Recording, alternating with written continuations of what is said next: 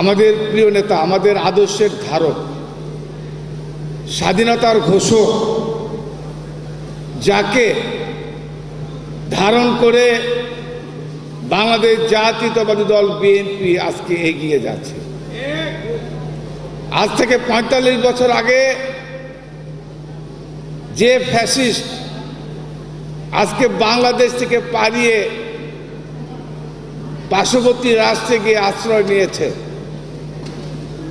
তারা সেদিন ভেবেছিল জিয়াউর রহমানকে হত্যা করে বাংলাদেশ থেকে জাতীয়তাবাদী দল বিএনপিকে নিশ্চিহ্ন করে দেবে।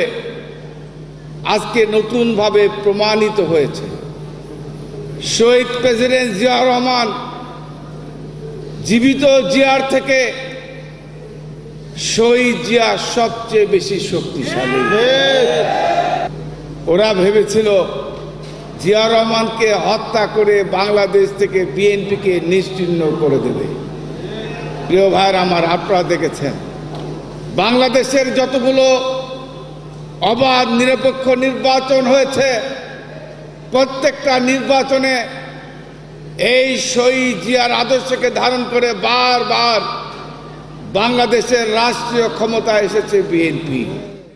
আমরা আজকের এই দিনে শ্রদ্ধা করে স্মরণ করি আমাদের সেই নেতাকে, যিনি না থাকলে এই বিএনপি নামক দলটির জন্ম হতো না, যিনি না থাকলে বাংলাদেশের জন্ম হতো না।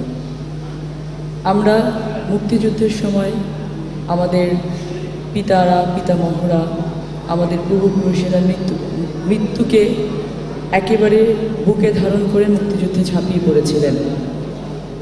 কিন্তু সকলেরই একটি কিন্তু নেতা লাগে, সব জায়গাতে একটি কমান্ডার লাগে।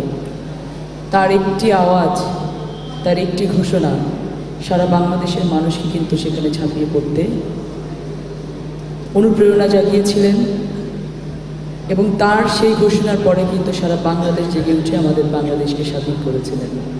আজকে সেই মহান নেতা, মহান নায়ক শহীদ রাষ্ট্রপতি জিয়াউর রহমানের মৃত্যুবার্ষিকীতে আমরা সারা বাংলাদেশ একত্রিত হয়ে তার আত্মার মাগফিরাত কামনা করতে পারছি।